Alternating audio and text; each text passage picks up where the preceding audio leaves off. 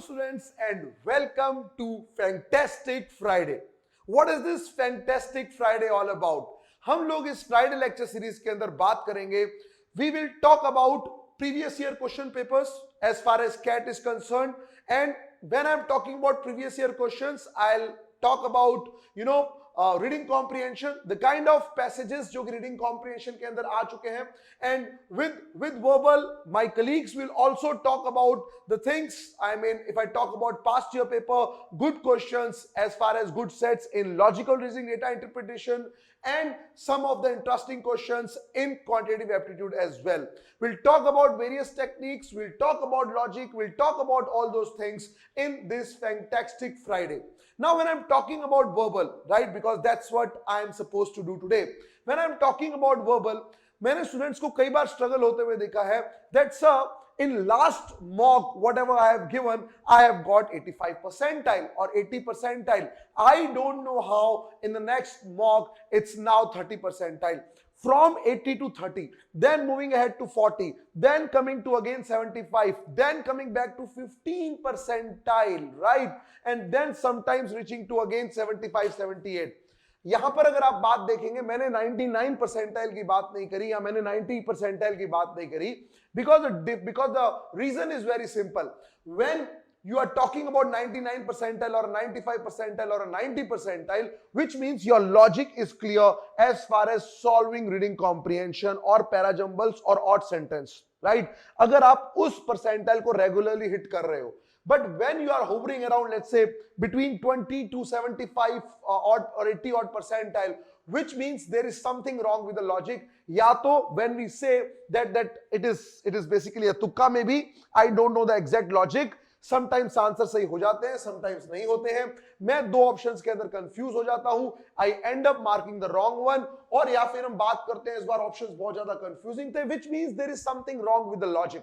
And in this Fantastic Friday series, as far as verbal is concerned, I'll be talking about to develop the logic. Yes, हम logic की बात करते हैं, logical reasoning, data interpretation के अंदर, quantitative aptitude के अंदर. हम आज लॉजिक की बात करेंगे वर्बल के अंदर कि how to apply that logic. I'll be talking about how to attempt the passages. मुझे पैसेजेस अटेम्प्ट करते वक्त क्या चीजें देखनी चाहिए, या फिर मुझे पैराजम्बल्स अटेम्प्ट करते वक्त क्या चीजें ध्यान में रखनी चाहिए. मेरे वो क्या चीजें हैं, वो क्या ऑप्शंस हैं जो बेसिकली पेपर सेटर ने मेरे लिए ट्रैप की तरह बिछा रखे हैं. I should be aware for of all these traps. what should I retain, what should I consider, how should I get that main idea. That's what I'll be talking about in this Fantastic Friday series, and today we will be solving CAT 2019 slot 1. Yes, आज हम लोग solve करने जा रहे हैं 2019 का slot 1 paper, जिसके अंदर मैं सारे पैसेजेस, मतलब 24 क्वेश्चंस फॉर्मेट पे ये रीडिंग कॉम्प्रिहेंशंस थे, जिसके अंदर 5 पैसेजेस थे. और इस वीडियो लेक्चर के अंदर मैं आपसे बात करूंगा उन 5 पैसेजेस के बारे में, उन क्वेश्चंस के बारे में. Why I have taken 2019 slot 1? Because it was nightmare for some of the students. The paper was really tough. Students actually struggled. Some of the good students who were doing good in their mocks before going to this CAT 2019, they also struggle in few of the passages. वो passages कौन से थे, वो questions कौन से थे, हमें कौन से क्वेश्चंस अटेम्प्ट करने चाहिए थे, नहीं करने चाहिए थे, इन सब पे मैं बात करने वाला हूं. So let's talk about and let's start solving 2019 slot 1 paper with me Prashant, right? Okay, let's start this passage 1. और मैं साथ में आपके साथ पैसेज को पढ़ूंगा, आपको समझाने की कोशिश करूंगा. And you have to make notes wherever you want. आपको जहां जहां लग रहा है कि मुझे वर्ड के मीनिंग नहीं पता है. And very important, this 2019 slot 1 paper was a real time example. जो स्टूडेंट्स वोकैबुलरी को पे ध्यान नहीं देते, और मैं हमेशा बोलता हूं vocabulary is like oxygen to your language section, जो लोग इस पे ध्यान नहीं देते उनके लिए ये एक रियल लाइफ एग्जांपल था कि अगर वोकैबुलरी नहीं आएगी तो आपको कोई भी पैसेज नहीं आ सकता. I am giving you, considering it is a actual CAT paper, 45 minutes on reading comprehension. You have 5 passages. I am giving you here 7 minutes to read the passage, and then I will solve this passage with you. Your time starts now. Okay, I am sure you might have read the passage, और वो कितना समझ में आया है, क्या आया है, हम लोग इसके बारे में थोड़ा बात करते हैं. Let's start. As defined by the geographer, by the way this passage was about, topophilia, right? Now the point is, the moment we are talking about topophilia, if someone is well averse with this word, वहीं पर आधी समस्या दूर हो जाती है. Half of the problem is solved if you know the meaning of the word topophilia or topophobia for that matter, because somehow you get connected. हालांकि they have explained it very properly, but still, right? This is, when you go to the internet, this is the particular study which is taken up about topophilia and how they have related the sense of belonging to the place with the cultural differences, or with how subjective it is. The word topophilia or topophobia, how subjective it is. And then at the end, author is talking about that how the continuous obsession towards the place can eventually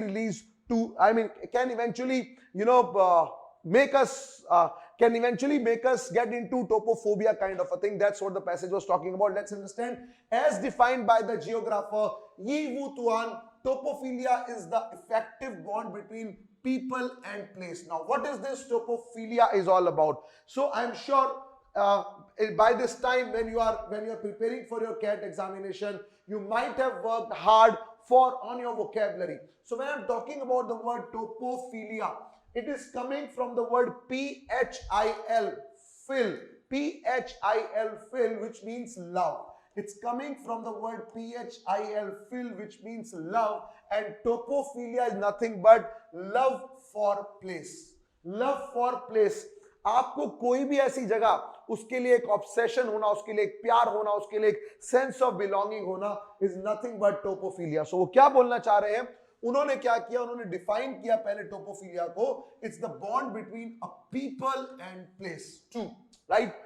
His 1974 book set forth a wide-ranging exploration of how the emotive ties with the material environment vary greatly from person to person. समझने की कोशिश करना, आपके जो emotional ties हैं environment के साथ, my tie let's say with my alma mater, or let's say MS Dhoni emotional ties with, let's say, the sports he played in his career, cricket, and the, let's say, emotional ties of Sachin Tendulkar with cricket. For MS Dhoni, Sachin Tendulkar, Virat Kohli, these ties will be different, right? The sense of belonging to a place, to that cricket stadium will be different. Probably the sense of ties with a test match or the kind of match he's playing will be different. So what they are saying is the emotive ties with the material environment vary greatly from person to person. Why? Let's understand.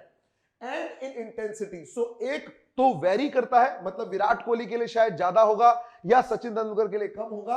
And intensity, उसकी जो intensity भी होगी वो भी बहुत ज्यादा very करेगी. सबटलिटी and mode of expression, वो कितना ज्यादा उसको एक्सप्रेस कर रहा है, ये सारी चीजें जो हैं ये वेरी करेंगी फ्रॉम पर्सन टू पर्सन.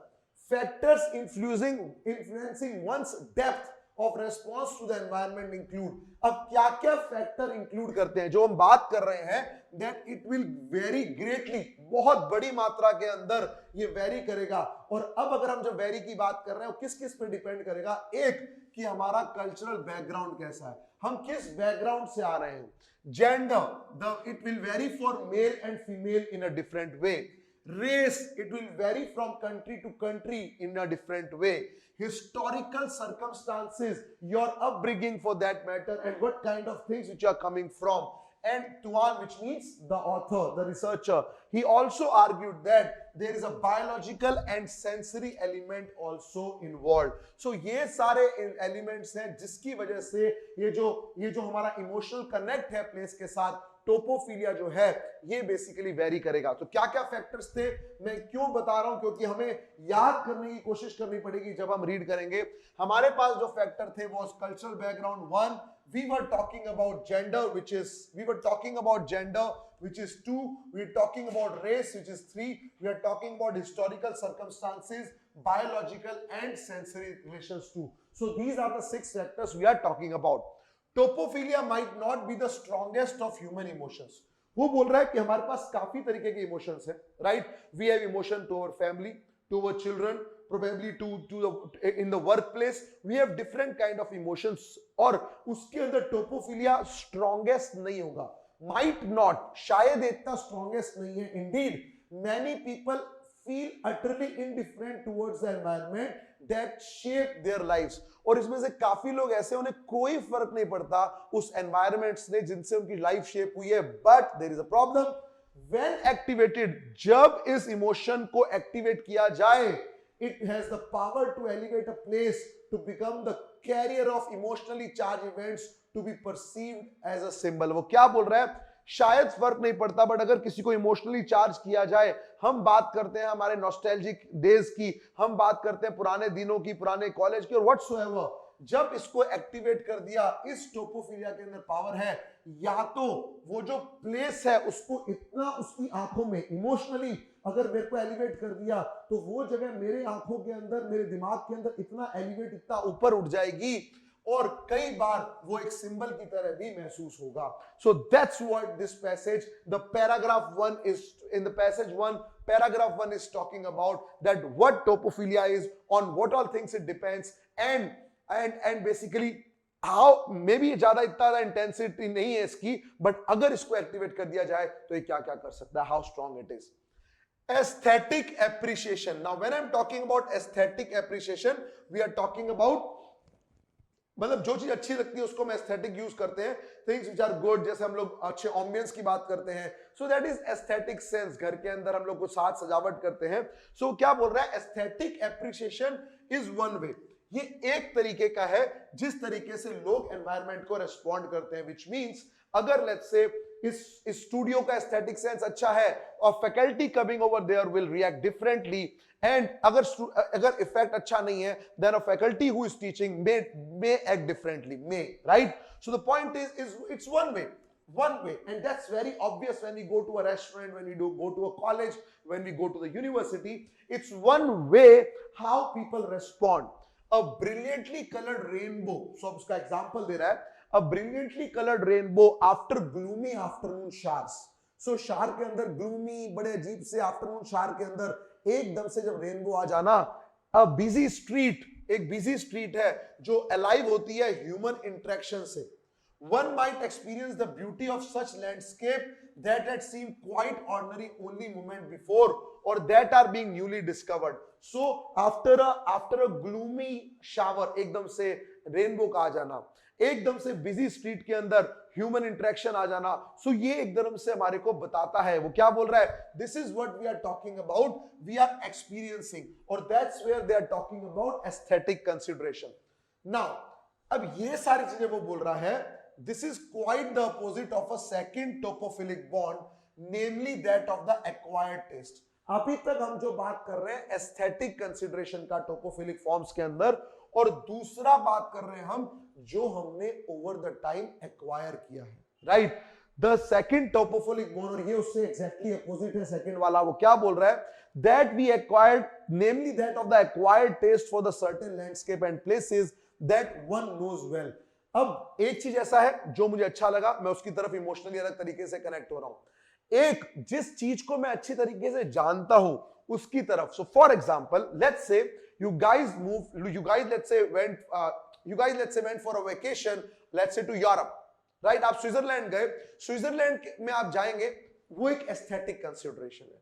वहां पर आपका इमोशनली कनेक्ट होना उस प्लेस के अंदर वो एस्थेटिक सेंस के द्वारा है. And the moment let's say you came back to India, और इंडिया आते ही लेट्स से हम एक हमारे गांव के अंदर चले गए जहां पर एकदम मतलब we are not talking about even the cars and all, we are talking about typically bucolic kind of a structure, village kind of a structure. वहां पर आ गए, बिकॉज वो विलेज को मैं जानता हूं, मैं वहां बड़ा हुआ हूं, वहां से मेरा कनेक्ट अलग हो जाएगा, right? So what they are talking about is that of the acquired taste for the certain landscape and places that one knows well. When a place is home, or when a space has become the locus of memories, as I said, or the means of gaining a livelihood. ये place जहां शायद मैं बड़ा हुआ हूं, या जहां से मुझे लाइवलीहुड मिलता है, जहां से मैं अपना रोटी घर पानी चलाता हूं, वहां मेरा एक अट्रैक्शन अलग होगा. It frequently evokes a deeper set of attachment, और ये शायद बहुत ही deeper set of attachment evoke करेंगे एज कंपेयर टू एस्थेटिक। चाहे मैं कितना स्विट्जरलैंड जाके आ जाऊं, आके तो भैया हरियाणा में गांव ही अच्छा लागे से। हाँ, सो a third response to the environment also depend on the human senses, and the third sense they are talking about is human senses, maybe tactile and olfactory. Tactile in the sense we are talking, we can touch, tangible effect. Olfactory, something related to senses, right? Namely a delight, the feel and the smell of air, water on the earth. So these are the three things we are talking about a sense of belonging, a topophilia. We are talking about first of all aesthetic sense, then we talked about sense of belonging, then third we were talking about the sensory attachment, right? Let's move further. Topophilia and its very close conceptual twin, sense of place. Again, sense of place, when what we talk about is an experience that however elusive. अब ये टोपोफिलिया वो experience है, कितना भी elusive हो जाए, elusive का मतलब कितना भी आपसे भाग जाए, कितना भी जगह वो आपसे दूर हो जाए, कितनी भी आप चाहे कोशिश कर लें, has inspired recent architect and planner, कितना भी आप दूर हो जाए इस चीज से, बट अभी रिसेंट जो आर्किटेक्ट एंड प्लानर है, these basically attachment have inspired them. In what sense? Let's understand. Most notably the new urbanism, right? ये new kind of जो urbanism आ रहा है, नए cities वगैरह develop हो रहे हैं, क्या कर रहे हैं? They are seeking to counter the perceived placelessness of modern suburbs. ये try कर रहे हैं जो modern suburbs जो हैं उसको counter करने का जो हम शायद एक level पे भूल के आ गए हैं, एंड जो डिक्लाइन हो रही हैं central cities. Now what are the central cities? हम बात कर रहे हैं जहां पर एक टाइम में ट्रेड होता था, जो एकदम ट्रेड का स्ट्रक्चर होता था, एक जगह जहां लोग इकट्ठा होते थे सोशलाइजिंग करने के लिए, शॉपिंग करने के लिए, जहां मेले टाइप होते थे। तो वो क्या बोल रहा है कि न्यू अर्बनिज्म ये काउंटर कर रहा है perceived placelessness of modern suburbs and the decline of central cities. किस वजह से? Through neo traditional design. ये नियो नए तरीके के ट्रेडिशनल डिजाइन ला रहा है। Although motivated by good intention, इन लोगों का इंटेंशन अच्छा है, such attempts to create places rich in meaning are perhaps bound to disappoint. इन लोगों का इंटेंशन बहुत अच्छा है, बट कितनी भी कोशिश कर रहे हैं हमें डिसअपॉइंट ही कर रहे हैं। As to are noted, purely aesthetic responses offer are suddenly revealed, but their intensity rarely is long lasting. They are good in aesthetic sense, but their intensity is not long lasting, because intensity किसकी long lasting होगी? जो कि जहां से मैं deep rooted हूं, a sense of belonging. When we are talking about the acquired taste we were talking about, right? Topophilia is difficult to design. A sense attachment to the place is very difficult to design. For and impossible to quantify. It's very impossible to quantify it. It's basically the feeling. You can't quantify that. And its most articulate interpreters have been self-reflective philosophers. और जो लोग इसको interpret कर पा रहे हैं sense of belonging को, वो क्या हैं? They are self reflective philosophers, right? They are not normal men. They may be philosophers. That's how they can explain it. They can explain the feeling, right? Such as, now they are giving the example, such as Henry David evoking a marvelously integrated sense of place at Walden Pond. What he did, Henry David, he explained his attachment with Walden Pond in United States, right? How attached he is, right? And to on he himself describing his affinity for the desert, that how he liked the desert, he feel a sense of belonging there. Topophilia connotes a positive relationship, but now this is very important. वो बोल रहा है topophilia is showing a very positive connotation at this point of time, but there is a problem. What is that problem? The problem is it often is useful to explore the darker affiliations between people and place. Sometimes it also helps to explore the darker side, the darker affiliations between people and place, right? That's the negative side of it. Patriotism, for example, we talk about Desh Bhakti, patriotism, literally meaning the love of one terra patria or homeland. Homeland के लिए प्यार has long been cultivated by governing elites for a range of nationalist project. How the governing elites जो हमें govern कर रहे हैं वो किस तरीके से हमारा ये डार्क साइड, हमारा ये टोपोफिलिक जो अटैचमेंट है उसको नेगेटिव वे में यूज करते हैं, जहां पर वॉर प्रिपरेशन के लिए यूज किया जाता है आम जनता को, एथनिक क्लीजनिंग, जिस तरीके से आप बोलते हैं कि आप बाकी के जीन्स को हटा दो, हिंदू तत्व की बात करो, सो किस तरीके से नेगेटिव तरीके से आता है, residents of upscale residential development, और जो बड़े बड़े रेजिडेंशियल डेवलपमेंट के रेजिडेंट हैं, they have disclosed how important it is to maintain their community distinct identity, और वो ट्राई करते हैं इस तरीके से कि हम हमारी कम्युनिटी की आइडेंटिटी कैसे अलग कर सकते हैं, ऑफन किस तरीके से, by casting them in superior social position, again ये भी क्या है, सेंस ऑफ बिलोंगिंग, अपने आप को दिखाते हैं वो बड़ी पोजीशन के अंदर है, topophilia, and by reinforcing class, class के बारे में बात करते हैं, topophilia, and racial differences, टोपोफिलिया,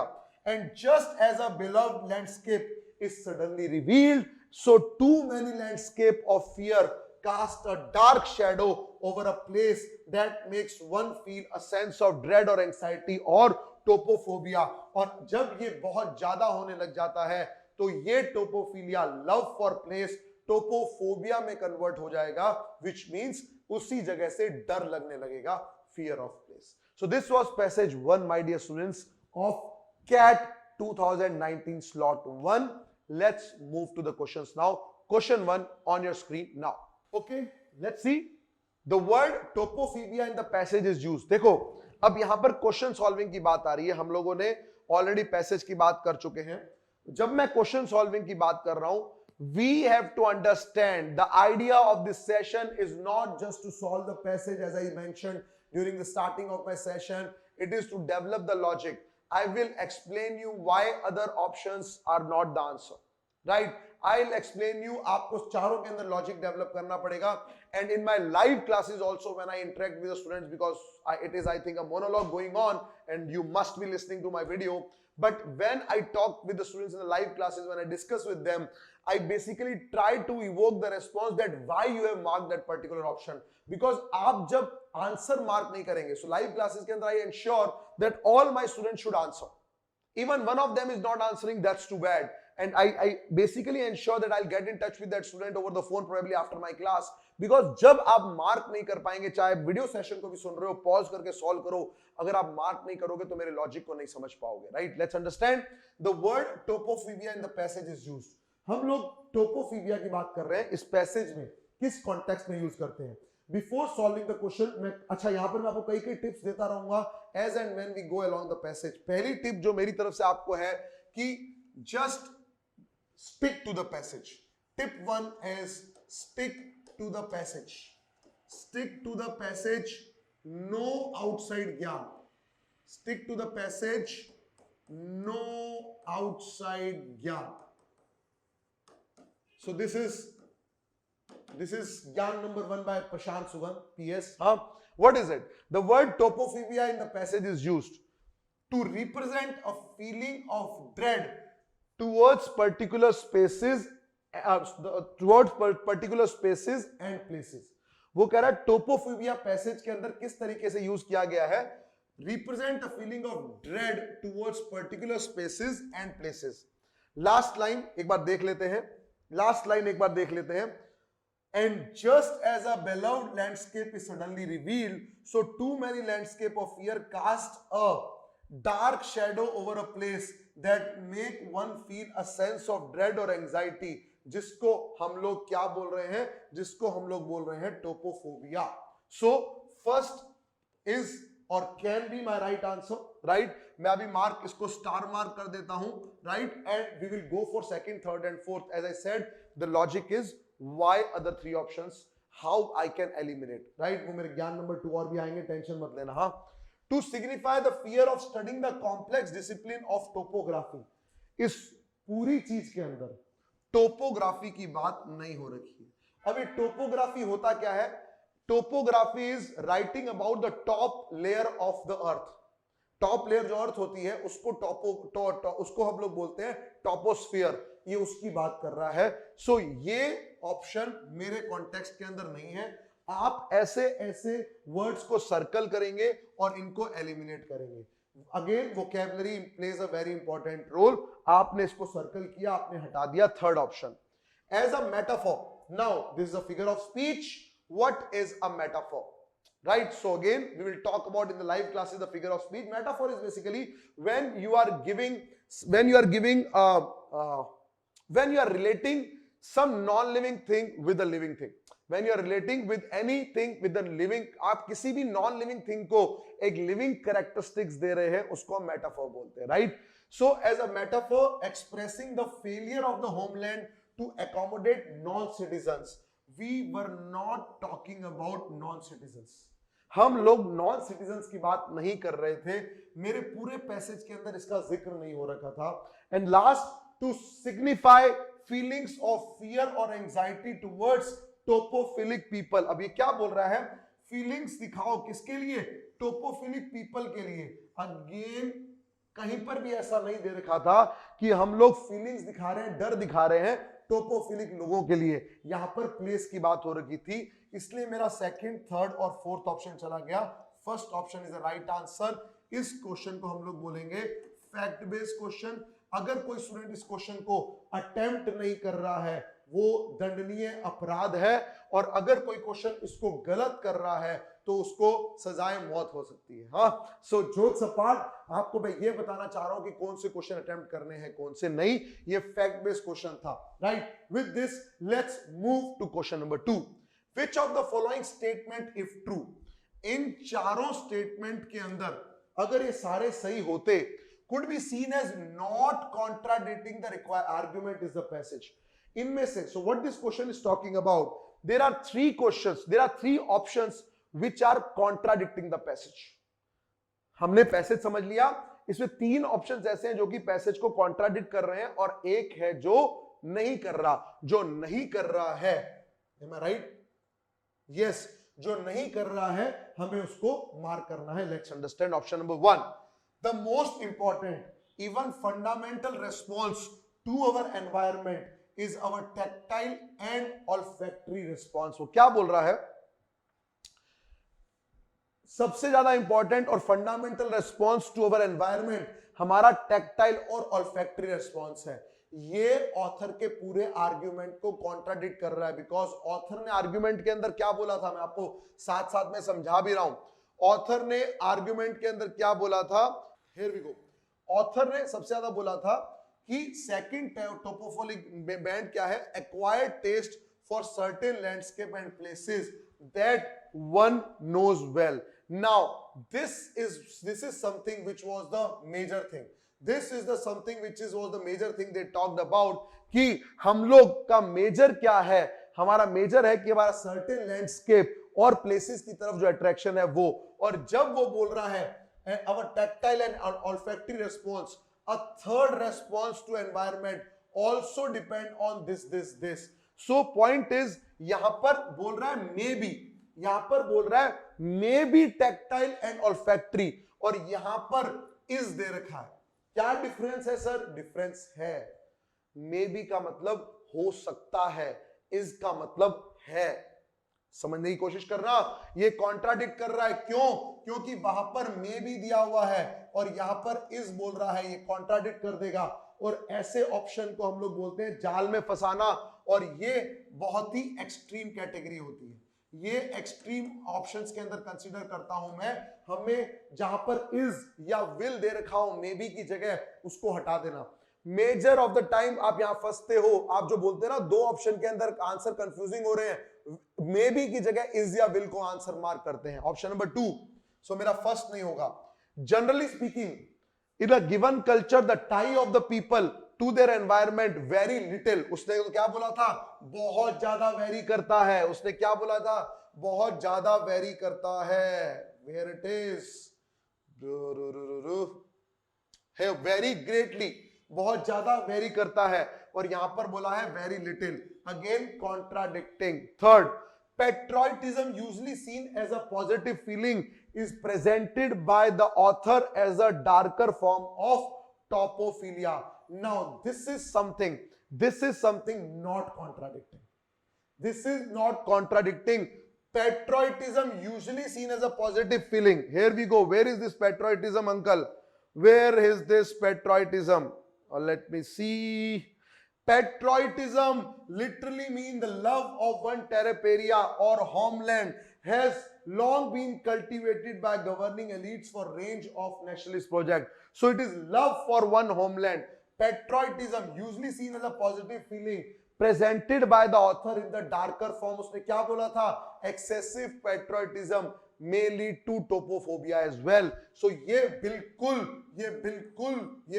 contradict नहीं कर रहा है ये बिल्कुल contradict नहीं कर रहा है because ये author के साथ में बात कर रहा है. So ये क्वेश्चन किस तरीके से आ सकता है? ये क्वेश्चन आपको इस तरीके से भी आ सकता है. Which of the following option is strengthening the author argument? या देयर आर 3 ऑप्शन जो कि ऑथर के आर्ग्यूमेंट को वीक कर रहे हैं, एक नहीं कर रहा. ये किसी तरीके से भी पूछा जा सकता है. 4th option, new urbanism succeeded in those designs where architect collaborated with their client. Again which is contradicting. उन्होंने क्या बोला था कि उनका लॉन्ग टर्म इंपैक्ट नहीं है. Then again we are talking about contradicting, and the only option we are going ahead with option number 3. I am sure you guys are getting it after watching this video. My small request to you guys is please do share the feedback in whatever platform you are listening to this video. Will help us a lot, to improve ourselves better. और क्या-क्या चीजें इसके अंदर कर सकते हैं और आपको कहां-कहां कंफ्यूजन हो रहे हैं. We can talk about all those things as well. Let's go to question number 3. In the last paragraph, the author uses the example of resident of upscale residential development to illustrate what? जो last के अंदर उन्होंने example दिया है residents of upscale residential developments का, वो किस लिए, क्या रीजन था उसका करने का. Let's see. Introduction of nationalist project by such elites to produce sense of dread or topophobia. क्या बोल रहा है? Let's go here. Resident of upscale residential development have disclosed how important it is to maintain their community distinct identity by casting themselves as a super social position and by reinforcing class and racial difference. That's it. खत्म. अब यहां पर जब आप बात कर रहे हो, यहां पर आप जो बात कर रहे हो ये किसी और चीज की कर रहे हो. यहां आप बात कर रहे हो इससे ऊपर वाली लाइन की, यहां आप इससे बात कर रहे हो ऊपर वाली लाइन की. ये ऊपर वाली लाइन यहां पर खत्म हो चुकी है. प्लीज इस बात को ध्यान रखना. कई बार हम लोग इस चीज से कंफ्यूज हो जाते हैं. And again I am telling you, so you need to be very sure because author तुम्हारे से ज्यादा स्मार्ट है. समझना इस बात को. सो ऑथर ने इस पॉइंट को ऑलरेडी खत्म कर दिया था और उसे जान करके ऑप्शन आपके सामने रखा. ऑथर ने एलिट्स की बात यहां पर खत्म कर दी थी और यहां से वो एक नया कंसेप्ट लेके आया था. इसलिए this is in the context. ये एलियन ऑप्शन नहीं है, ये बाहर का ऑप्शन नहीं है, but it is not related to the question. It is not related to the question. मैं आपको सब ऑप्शंस के रीजन दे रहा हूं, आप रीजन देखिए, देखते रहिएगा. सोशल एक्सक्लूसिविज्म क्या बोल रहे हैं? हमारी कास्ट, हमारा कल्चर, हमारा ग्रुप, हम जो इतने अच्छे लोग हैं. So what is this? Exclusivity. We are different, we are exclusive, we are distinct.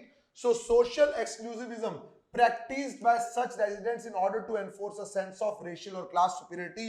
A fact based question गलत नहीं होना चाहिए. ये पैसेजेस जो हैं, इस तरीके से पैसेजेस को हंट किया जाता है, इस तरीके के क्वेश्चंस को हंट किया जाता है. Manner in which environments are designed to minimize the social inclusive of their clientele. उनके clientele का exclusion कहीं पर भी बात नहीं हो रखी है. Sensitive response to race and class problem. सो वो बोल रहा है उनका रेस्पॉन्स सेंसिटिव है. उनका रेस्पॉन्स सेंसिटिव है या नहीं है, इससे मेरे को कोई लेना देना नहीं है. वो क्या बोल रहा था, किस लिए बोल रखा है? बेसिकली वो जो सोशली एक्सक्लूसिव रहना चाहते हैं उसके लिए.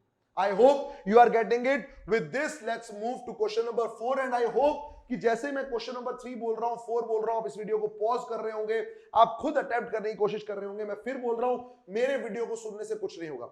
मैं 1 घंटा बोल के, 2 घंटा बोल के 5 पैसेज सॉल्व कराने वाला हूं. सोचो मैं 5 पैसे जो कि कैट के अंदर आपको सिर्फ और सिर्फ 40 मिनट के अंदर सॉल्व करना होगा, मैं उसके लिए शायद 2 से ढाई घंटे लगाऊंगा। The idea is to explain you the logic, और आप बीच में पॉज कर करके खुद अटेम्प्ट करने की कोशिश कीजिए, और फिर मेरा जब लॉजिक समझेंगे, मैं गारंटी देता हूं, सी रीडिंग आपको करना है, ऑप्शन सॉल्व करना मेरा काम है, और मैं गारंटी देता हूं जब तक आप कैट के एग्जाम तक जाएंगे आपको चीजें बहुत ज्यादा दिमाग में घुस जाएंगी, right. Which of the following, और मैं आने वाले टाइम में और भी बातें करूंगा कि ऑप्शंस को कैसे एलिमिनेट करना है, कि क्या स्ट्रेटेजी है जो मैं यूज करता हूं, वो सारी चीजों में मैं बात करने वाला हूं।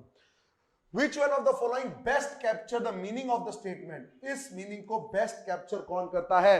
टोपोफिलिया is difficult to design for and impossible to quantify. इसको सिर्फ फिलोसफर ही कर सकते हैं। देखो मैं रिटेन करने की कोशिश कर रहा हूं, आपको रिटेन करना है, आपको चीजों को रिटेन करना है। कॉम्प्रिहेंशन तो है ही, मुझे रिटेंशन करना बहुत जरूरी है। नॉवल न्यूज़पेपर नहीं है, मुझे वापस पैसेज में बारी बारी आने की जरूरत नहीं है, मुझे दिमाग में बिठाना पड़ेगा। People response to their environment are usually subjective and so cannot be rendered in design। मेरा बिल्कुल आंसर हो सकता है, कैसे एक्सप्लेन करोगे, क्वांटिफाई कैसे करोगे, फिलोसफर ही कर सकते हैं, ये मेरा शायद आंसर हो सकता है। सेकंड पे आता हूं, the deep anomie of modern urbanization led to new urbanization integrate sense of place. Again वो क्या बोल रहा है, जो डीप एनोमी, जो प्लेस ऑफ केओसनेस है of modern urbanization, I don't know, it is leading to new urbanism, integrate sense of place, I don't know। इसका इससे कोई लेना देना नहीं है, वो सिर्फ यहां पर ये पूछ रहा था कि मैं उसको क्वांटिफाई क्यों नहीं कर सकता। Third, architect have to objectively quantify spaces, no, who said that? Passage is not talking that, sir, but architect तो ऐसा ही करेगा, बट हमें पैसेज के अंदर कोई लेना देना नहीं है। Fourth, philosophers architect are uniquely suited to develop topophilic design, they are suited for topophilic design, philosophers nowhere it was given, so hence option number 1 is the right answer। Clear? And with this, moving to the last question of the passage, question number 5, which of one of the following come closest in meaning to the author understanding of topophilia? Before going to the options, let's understand the logic। वो क्या बोल रहा है, which one of the following comes closest in the meaning to author understanding of topophilia? Author का understanding टोपोफिलिया के लिए क्या है? ऑथर का अंडरस्टैंडिंग टोपोफिलिया के लिए क्या है? पॉजिटिव है या नेगेटिव? पॉजिटिव है। उन्होंने पॉजिटिव बात करी है, उन्होंने कहीं पर भी गलत नहीं बताया, बट उन्होंने ये बोला है too much topophilic can lead to too much love for the places, और जो लोग जिस तरीके से एक्सप्लॉइट करते हैं, लोग जिस तरीके से यूज करते हैं, may lead to topophobia। Let's go and solve this। The tendency of many culture to represent their land as motherland or fatherland may be seen as an expression of their topophilia।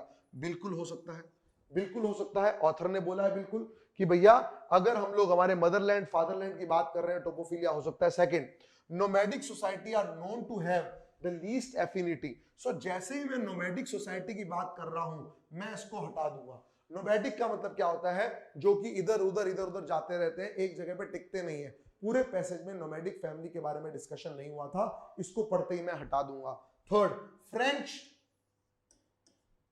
मुझे नहीं पता सिर्फ French की बात कर रहे हैं। Scientist have found that most creatures including humans are either born with or cultivate a strong sense of topography.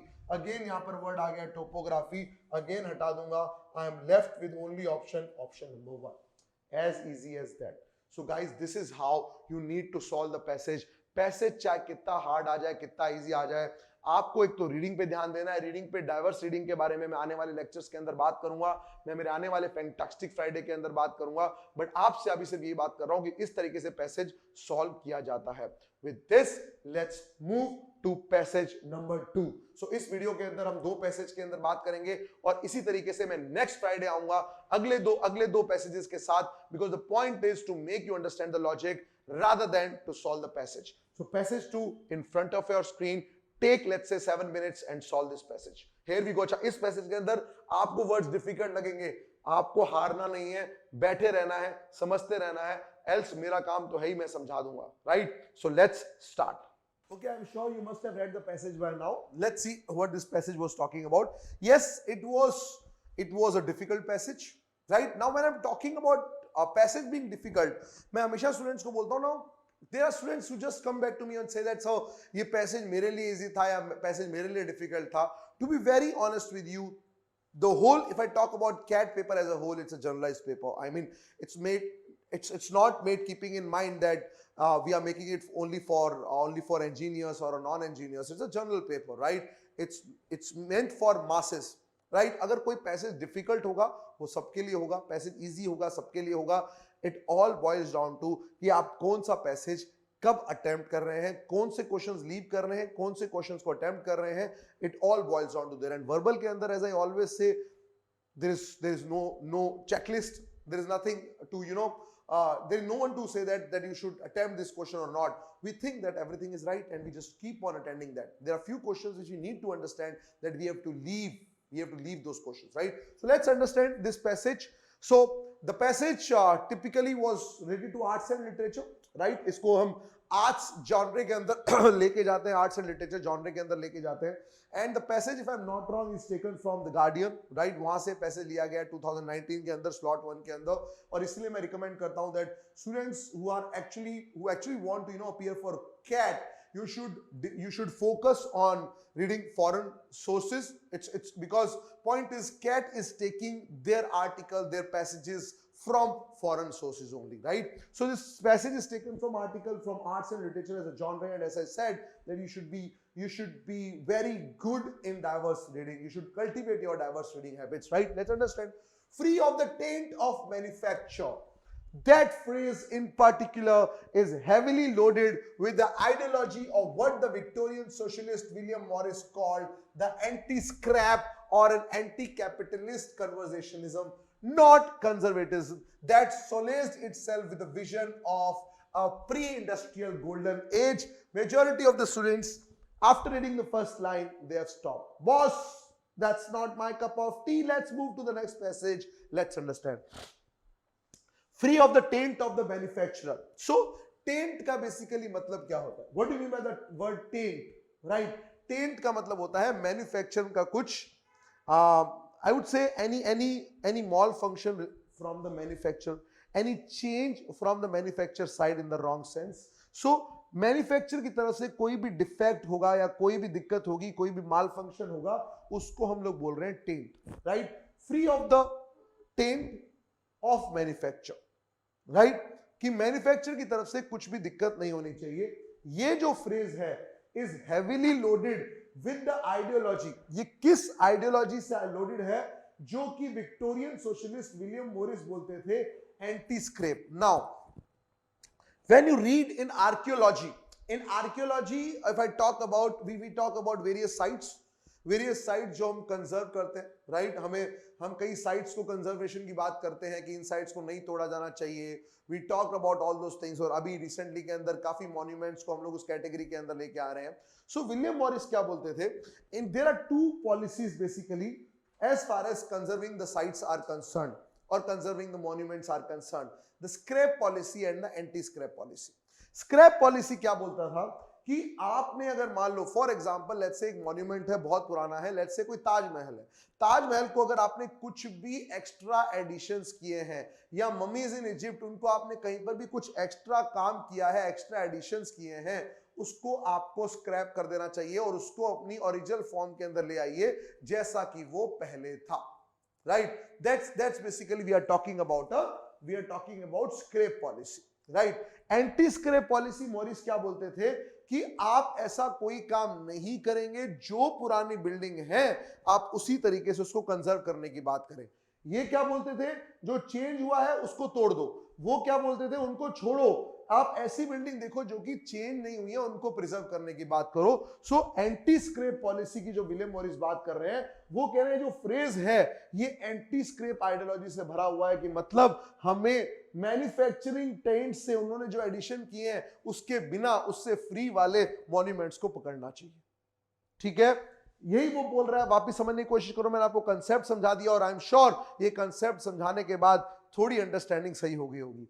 Free of the taint of manufacture, that phrase is in particular is heavily loaded with the ideology what the Victorian socialist William Morris called the anti-scrap और an anti capitalist conservationism, right? Anti capitalist, because capitalist लोग क्या करेंगे, उसमें changes लाने की बात करेंगे। Capitalist क्या बोलेंगे कि उनको इस तरीके से प्रिजर्व करो, और ये क्या बोल रहे हैं, ये एक एंटी कैपिटलिस्ट कंजर्वेशनिज्म की बात है। और उसने क्या बोला, कंजर्वेटिज्म नहीं बोल रहे हैं हम लोग, बात कर रहे हैं conservationism, right? There is a difference, right?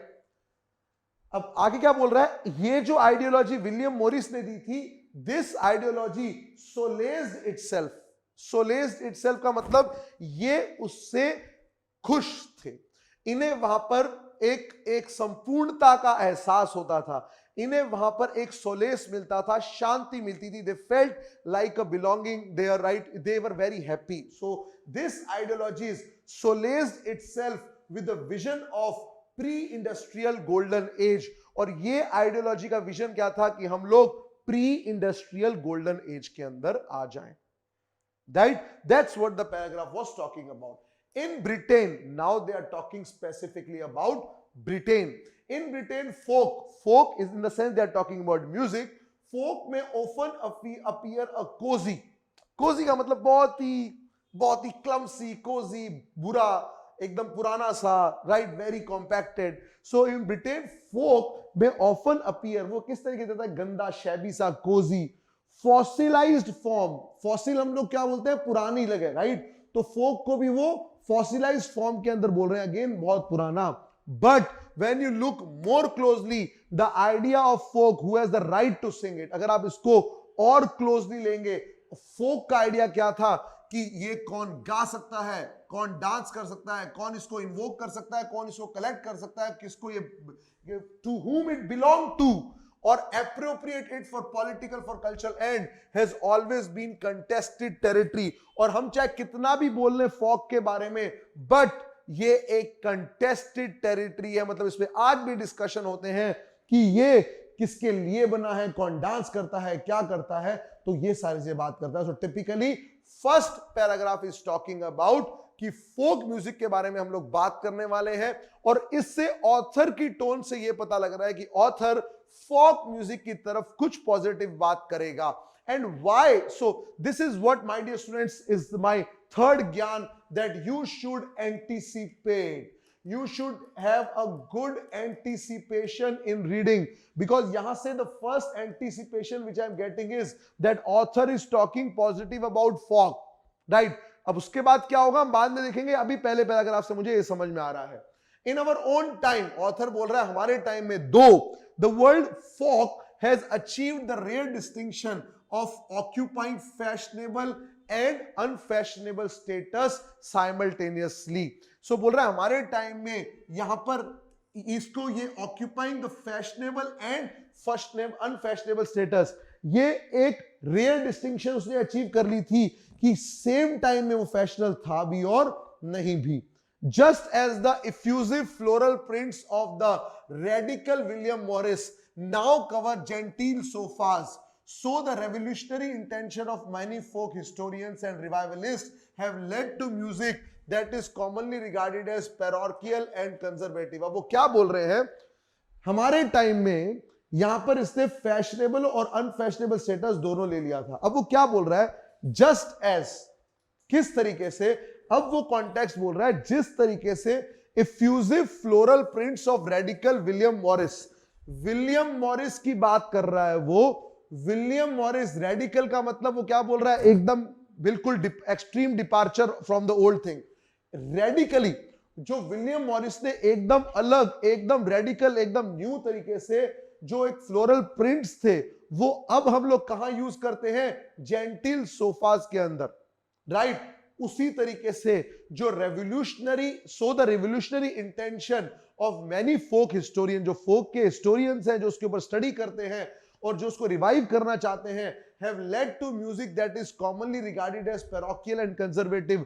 अब ये जो रिवाइवलिस्ट हैं, ये म्यूजिक को उत्पन्न कर रहे हैं जो एक टाइम में सिर्फ कंजर्व करने के लिए या पैरोकियल माना जाता था, पुराना माना जाता था, अब ये चाह रहे हैं कि उसको रिवाइव कराए। अगेन बोल रहा हूं, जिस तरीके से हम लोग बात कर रहे हैं radical William Morris now cover gentle sofas. पुराने फ्लोरल प्रिंटर्स जो हैं वो अब जेंटल सोफाज के अंदर काम आते हैं। उसी तरीके से अंदर पुराना फोक म्यूजिक जो है अब जो हिस्टोरियंस है उसको रिवाइव करने की बात कर रहे हैं, जो कि किसी टाइम में सिर्फ हम लोग कंजर्व करने की बात करते थे।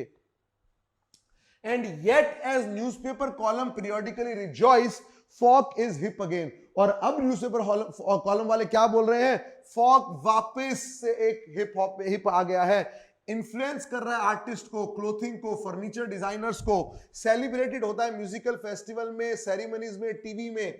री इश्यू होता है काउंटलेस रिकॉर्ड लेबल्स में। सो ये सब चीजें अब होना लग गई हैं जो कि न्यूज़पेपर कॉलमिस्ट बोलते हैं।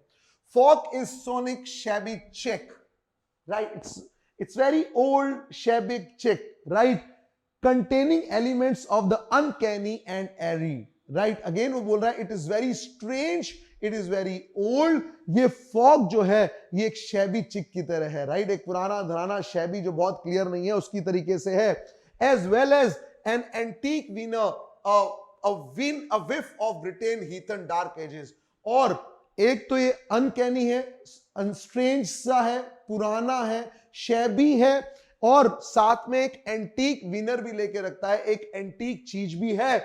और विफ ऑफ ब्रिटेन हीथन डार्क एजेस, जिसके अंदर ब्रिटेन की डार्क एजेस जो हैं वो छुपी हुई हैं। The very obscurity and anonymity of folk music. Obscurity और एनोनिमिटी का मतलब जिसको कोई जानता नहीं है, जो छुपा हुआ है। The very obscurity and anonymity of folk music origins open up the space for rampant imaginative fancies। ये origin कहां से हुआ, इसकी anonymity और obstructiveness के कारण अभी तक भी ये imaginative fancies के अंदर ही है। Cecil Sharp, who wrote about this subject, believed what? Now what he believed? Folk songs existing in constant transformation। तो जहां हम बात करें origins की, इसमें ये भाई साहब क्या बिलीव करते थे, that it is a ongoing process, it is a constant transformation, it is not the same when it was originated. A living example of an art from in perpetual state of renewal। So as we say art is continuously changing, this is a living example, it is perpetual, मतलब चलता रहता है, process, state of renewal। One man sing a song and then others sing it after him, changing what they do not like is the most concise summary of his conclusion on its origins, right? We talk about someone singing आजा पिया तो ये प्यार दूं, and then again the next man singing आजा पिया तो ये प्यार दूं, and removing all the things which he don't like, then a third Badshah coming in remixing it, and then in fourth probably the new generation coming in and remixing it, right? So every time it is something different, it is continuously reviving। He compared each, now the word here which is written is rendition, right? The word is rendition मतलब performance। He compared each rendition of a ballad का मतलब poem, to an acorn falling from a oak tree। oak tree के अंदर जो fruit acorn होते हैं उसके साथ उसको compare किया कि every iteration shows the song is new। every acorn which is falling down, it is showing it is new, but there is tension in the newness। In the late 1960s, purists were suspicious of folk song recast in rock idioms। अब वो बोल रहा है नए song बनते तो जा रहे हैं, ठीक है, बट यहां पर टेंशन है। और टेंशन क्या है, दैट दे आर सस्पिशियस। जो प्यूरियस लोग हैं, जो उसकी प्योर फॉर्म को जानते हैं, they are suspicious of folk song जो कि रिकास्ट होते हैं रॉक इडियम्स के अंदर, वो अपना ओरिजिनल फॉर्म लेके चलते हैं या नहीं। Electrification, they are talking about again rock music. Electrification however comes in many forms. Electrification जो रॉक है वो खुद एक बहुत तरीकों से आता है। For the early 20th century, composers such as Vaughan Williams and Halls, there were thunderbolt of inspiration from Oriental mysticism, angular modernism, and the body blow of the First World War, as well as input from the rediscovered folk tradition itself। So बोल रहा है electrification भी अपने तरीके से आता है, काफी तरीकों से आता है। For the second wave of folk revivalist, वो क्या बोल रहा है, जो फोक के रिवाइवलिस्ट थे, अभी तक हम बात कर रहे हैं फर्स्ट वेव की, जो सेकेंड वेव था फोक रिवाइवलिस्ट का, such as Ewan MacColl and L. Lloyd. Starting in the 40s, the vital spark was communism dream of post-revolutionary New Jerusalem. अब ये बता रहा है कि किस तरीके से फोक जो है अपने आप को अपग्रेड करता चला गया. पहले we were talking about the rock form, rock idioms की बात कर रहे हैं. सेकंड के अंदर हम बात कर रहे हैं कम्युनिज्म ड्रीम की, जो कि पोस्ट रेवोल्यूशनरी न्यू जेरूसलम की बात कर रहा है. और उसके बाद 60s के अंदर who thronged the folk clubs set up by the old guard, the lyrical freedom of Dylan and the unchanged melody of psychedelia created the condition for folk rock owns golden age. A brief Indian summer that lasted for about 2 years, 4 decades on, even that progressive period has become just one more era ripe for fashionable. Again, इस पूरे passage के अंदर वो यही बता रहा है किस तरीके से हम लोग आगे बढ़ते जा रहे हैं. Evaluation and prestige. The idea of folk tradition, ये बेसिकली इमैल्यूएशन एंड प्रेस्टीज का मतलब होता है इमैल्यूएट करना, किसी की नकल करना, मिमिक्री करना. The idea of folk tradition being exclusive confined to oral transmission has become a much looser. हम जो पहले सोचते थे कि ये सिर्फ confined है बोलने के अंदर, वो भी अब हम लोग नहीं मानते हैं, because less it is not a concept. हम उसको rock form के अंदर भी लेके आ चुके हैं, and it is a less severely guarded concept, right? But recorded music and television for today metropolitan generation are where the equivalent of folk memories are seeded. अब वो बोल रहे हैं जहां हम बोलते थे कि इसको हम सिर्फ ओरल ट्रांसमिशन के अंदर लेके आ सकते हैं, हम अभी बात कर रहे हैं रॉक फॉर्म के अंदर, हम बात कर रहे हैं टेलीविजन के अंदर, हम बात कर रहे हैं इंटरनेट के अंदर. अब ऐसा नहीं बोला जा सकता कि सिर्फ ये ओरल फॉर्म के अंदर गाया जा सकता है. It is present everywhere. So this is what the passage was talking about. Comparatively, you can say the words again. मैंने बोला था it is a live example. Why vocabulary is important for CAT examination? Because the moment I start teaching vocab, students are like, no, CAT में vocab नहीं आता. Why you guys are teaching us vocab? This is why. This is why we guys are teaching you vocab. Let's move to the questions now. Question number 1 on your screen. The passage is given along with this, and your time starts now. All of the following are causes for plurality and diversity within the British folk tradition except. मतलब इसमें से 3 reason है जो उन्होंने प्लुरैलिटी और diversity की बात करी थी उन्होंने कि रॉक के फॉर्म में आ गया है. उन्होंने बात किया था प्लुरैलिटी और डाइवर्सिटी के अंदर कि ये रेगुलर चेंज होता जा रहा है. इसमें से 3 रीजन है वो एक्सेप्ट करेगा, एक नहीं करेगा. वो एक नहीं कौन सा है आप बताएंगे, मैं नहीं. ओके, आई एम श्योर आपने अभी तक सॉल्व कर लिया होगा इसको. Let's see. Paradoxically folk forms are both popular and unpopular. वो कह रहा है फॉक के जो फॉर्म्स थे ये क्या है, बोथ पॉपुलर एंड अनपॉपुलर. कहां दिया हुआ है फॉक्स का form both popular and unpopular. Let's see. मेरे ख्याल से फर्स्ट या सेकंड पैराग्राफ के अंदर कुछ तो हमने पढ़ा था. फर्स्ट एंड सेकंड पैराग्राफ के अंदर we have just seen something about this.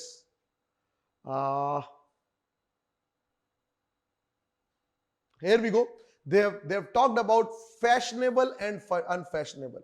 They have talked about fashionable and unfashionable. और यहां हम बात कर रहे हैं popular and unpopular की. Let's go to second option. The British folk continues to have traces of pagan influence from the dark ages. ये बिल्कुल दे रखा था. कहां दे रखा है बिल्कुल देख लेते हैं dark ages का. Because किस तरीके से चेंज हुआ वो यहां पर दे रखा था. They have talked something about the dark ages here. Where it is, quickly guys, can anyone help me? Here we go. They have said that folk is blah blah blah as well as an antique veneer whiff of the Britain dark ages. So this is the reason. So this can't be my answer. Let's go to option number 3. The British folk forms can be traced to the remote past of the country. Yes, दिया हुआ है उन्होंने कि countries का जो past है, again as I said parochial and conservative दिया हुआ है, तो ये भी आंसर नहीं होगा. Fourth, the fluidity of folk forms owing to their history of oral mode of transition. They have already mentioned in the last कि ये oral form के अंदर था. Where was it? Here we go. The idea of the folk tradition being exclusively confined to oral transmission. So this was also the reason for their plurality and diversity. Now let's see option number 1. जो कि students confuse होते हैं कि first क्यों. देखो उसने क्या बोला है, what are the causes of plurality and diversity. अब ये जो रीजन था ये इसका कॉज नहीं था, बिकॉज यहां तक तो वो सिर्फ यही बता रहा था कि फॉक वहां पर किस तरीके से एग्जिस्ट करते थे. फोक वहां पर किस तरीके से एग्जिस्ट करते थे, बाकी सारी कहानी तो उन्होंने यहां पर आना शुरू करी थी, और इसीलिए फर्स्ट ऑप्शन जो है वो आंसर नहीं होगा. Because why, again I am telling you, they were talking about causes for plurality and diversity. This was not the causes. The cause are given in the subsequent paragraphs. Clear? Let's move to question number 7 on your screen. Start. Which of the following statement about folk revivalism of the 1940s and 1960s cannot be inferred from the passage? By the way, just to let you know, these questions in this passage were difficult, to be very honest with you. Out of these 5 questions, roughly I would say 2 to 3 questions maximum, 2 to 3 questions maximum is something to be attempted. That's it. Considering we are sitting in actual CAT paper, right? So which of the following statement about folk revivalism, हम लोग folk के revivalism की बात कर रहे हैं, right? जहां हमने genteel sofas की बात करी थी, of the 1940s and 1960s cannot be inferred from the passage. देखो अब ये क्वेश्चन अटेम्प्ट नहीं करना चाहिए आइडली. Why? उसने बोला है cannot be inferred. Now पहली चीज, हम लोग को 3 ऑप्शंस वो देखने हैं जो कि इन्फर कर सकते हैं, which means मुझे इन 3 ऑप्शंस के लिए वैसे भी ज्ञान की जरूरत पड़ेगी, because inference is something which is not directly given. I have to understand what this option is talking about. तो मुझे पहले 3 को देखना पड़ेगा and then I have to mark the answer. So this is why, that's why this question is slightly becomes time consuming. Let's understand. So which of the following statement cannot be inferred of the from the passage about the revivalism, and let's see what should be the answer for this. Even though it led to folk rock golden age, it wasn't entirely free from critique. The critique is here. Okay, here we go. So what they were mentioning here, so here it is. Even though it led to the folk rock or golden age, it wasn't entirely free from critique. So where it is given, let's understand. So the unchained melodies of the psychedelia created the conditions for folk rock own golden age, a brief Indian summer that lasted from 1969 to 71. 4 decades on, even that progressive period has become just one more era ripe for fashionable. वो भी अब 1 साल बूढ़ा हो गया है, या फिर वी आर टॉकिंग अबाउट एक एरा जो है वो बूढ़ा हो गया है, पुराना हो गया है, ओल्ड हो गया है फैशनेबल लोगों के लिए. So this I can definitely infer from the passage. Now see, why I was saying that it's very difficult to attempt these passages, because it will take a hell lot of time, because you have to find all those things, right? You need to find all those things, and that's where you need to understand again and again. Let's go to option number 2. Electrification of music would not have happened without the influence of rock music. वो बोल रहा है electrification of music होता ही नहीं अगर rock music का influence नहीं होता. नाउ यहां पर देखो उन्होंने क्या बोला है, अगर आप देखेंगे, so here they have written electrification however comes in many forms. So here when they have mentioned the rock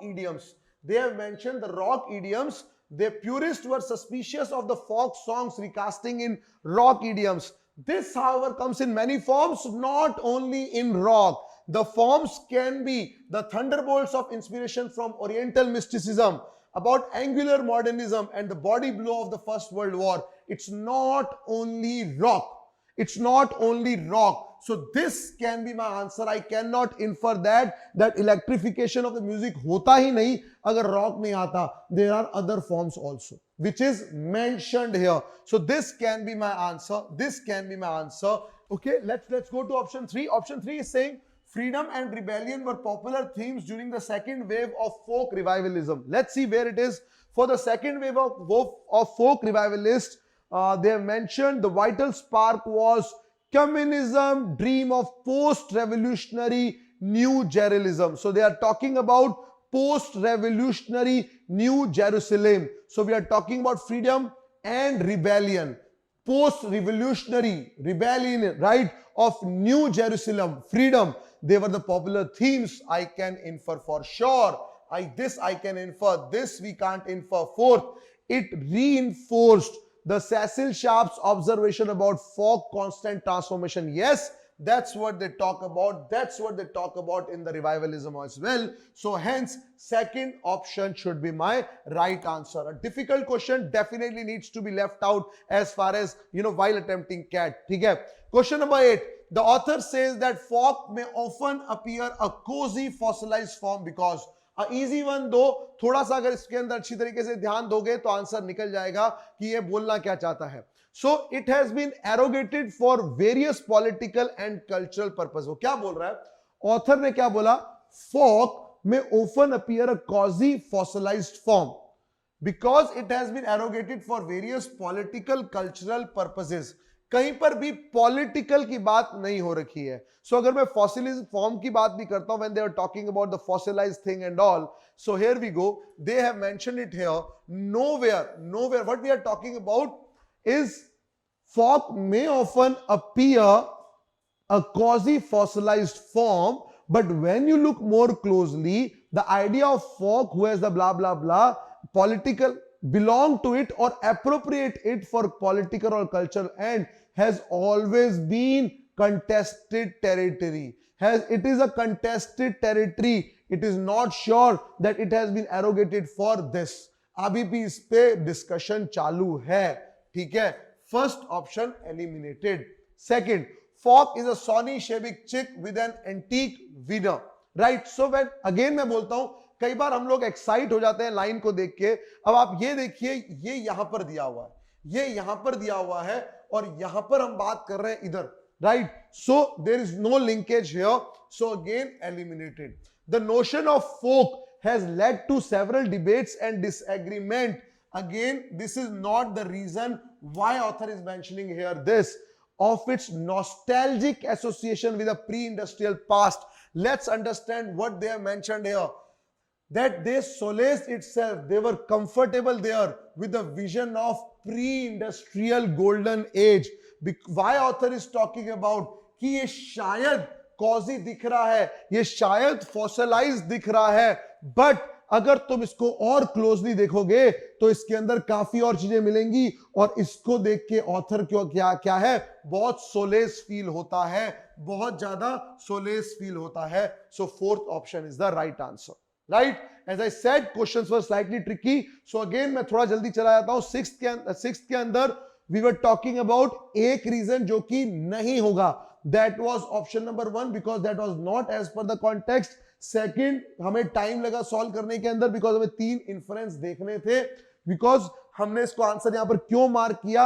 the reason was very simple. Electrification of music के रॉक के अलावा बाकी 4 रीजंस भी हो सकते थे और यहां पर हम लोग जो है सोलेस की बात कर रहे हैं. Moving on to question number 9. The primary purpose of the reference to William Morris and his floral prints.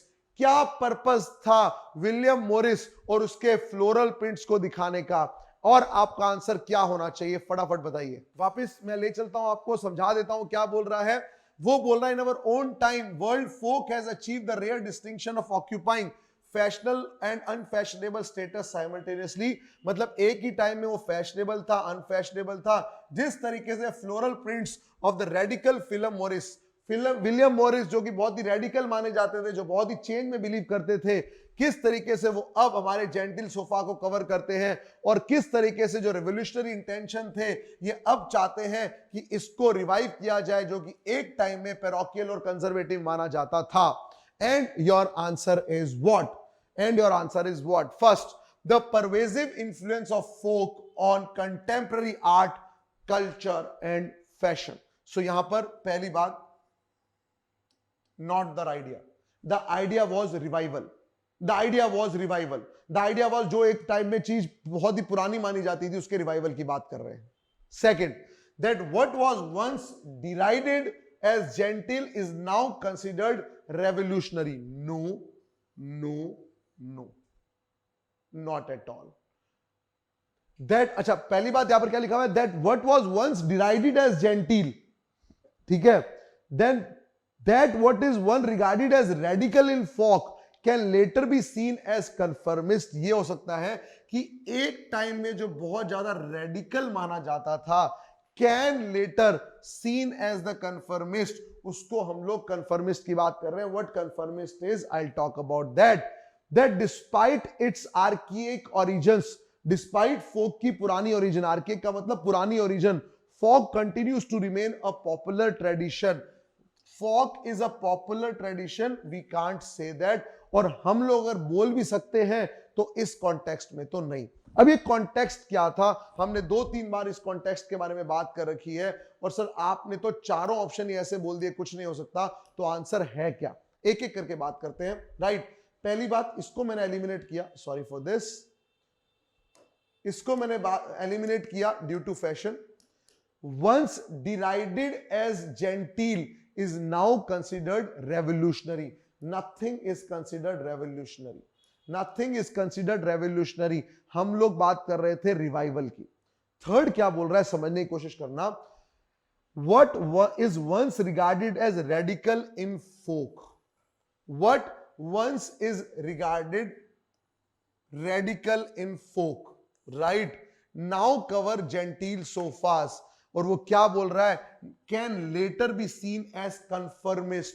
Conformist का मतलब क्या है यहां पर, कि हम लोग एक टाइम में जिसको बहुत ज्यादा रेडिकल मानते थे, अब हम उसको कंजर्व करने की बात कर रहे हैं. Can later be seen as conformist, अब हम चाह रहे हैं कि हम उसको कंजर्व करें.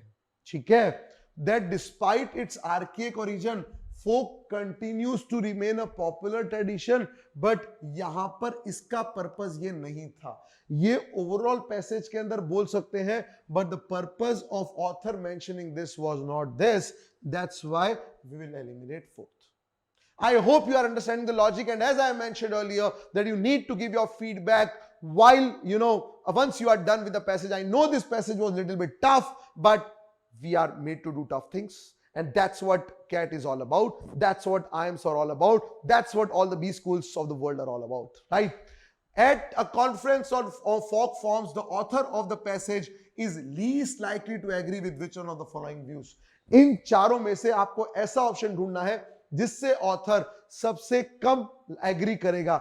Something which is weakening the author argument. The power of the folk resides in its contradictory ability to influence and be influenced by the present while remaining rooted in the past. Author इससे definitely agree करेगा. Author ने साफ साफ बोला था कि Fock जितना भी कर लो हमारे पास से तो जुड़ा हुआ ही है. हम लोग बारी बारी उससे बात कर रहे थे कि हम चेंजेस की बात कर रहे हैं, अच्छी बात है, but at the end of the day हम लोग बात कर रहे हैं उसको प्रिजर्व करने की. And that's what this question was all about. Question number 9. Second, folk forms despite their purana origin, archaic origin, remain intellectually relevant in the contemporary times. बिल्कुल एग्री करेगा. मैंने लास्ट क्वेश्चन के अंदर लास्ट लाइन बोला यही था. Overall passage यही बोलना चाह रहा है, बट वो कॉन्टेक्स्ट ये नहीं था. I actually mentioned last time that overall the passage is talking about this, but not that particular line. So author will definitely agree with this. उसने बोला है least likely. Third, folk forms in their ability to constantly adopt to the changing world exhibit an unusual poise and homogeneity with each change.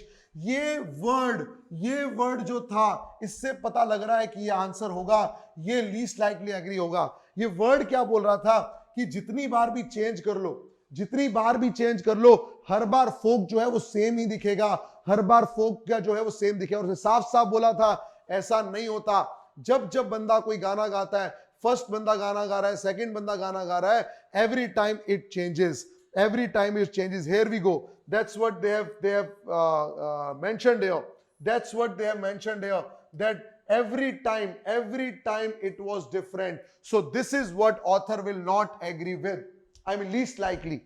Fourth, the plurality and democratizing impulse of folk forms emanate, नकल करता है, from an improvisation that is practitioners bring to it. Yes, every time we are talking about improvisation जो कि practitioner लेके आ रहा है, author इससे agree कर रहा है. So this homogeneity is the only option with which I'll eliminate this. So in 5 question के अंदर क्वेश्चन कौन कौन से एलिमिनेट करने थे? एक क्वेश्चन कौन कौन से क्वेश्चन आपको अटेम्प्ट करने थे? क्वेश्चन नंबर 10 डेफिनेटली आपको 3 मार्क्स देके जाएगा, बिल्कुल देके जाएगा.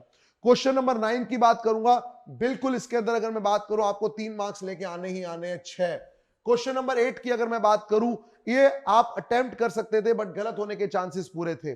7th क्वेश्चन बिल्कुल अटेम्प्ट ही नहीं करना है, इसको नॉट टू बी अटेम्प्टेड, अगर आप इसके अंदर -1 लेके आ रहे हैं तो इसमें और किसी की नहीं, सिर्फ आपकी गलती है। और क्वेश्चन 6 जो है वो आपको 3 नंबर दिला सकता है। तो मैं टिपिकली बोलूंगा 6 के अंदर 3 नंबर, इसको अटेम्प्ट नहीं करना है। 7 छोड़ना है तो छोड़ दो, यहां 3 नंबर और यहां 3 नंबर, 3 क्वेश्चन लेके 9 नंबर लेके निकल सकते हो, तो आपका पैसेज आपके लिए सही है, राइट। सो कमेंट सेक्शन के अंदर बताइएगा ये सेशन कैसा लगा, और नेक्स्ट फैंटास्टिक फ्राइडे के अंदर I will come back again with the next 3 passages of CAT 2019 slot 1 पेपर। Stay tuned with E coaching. Thank you.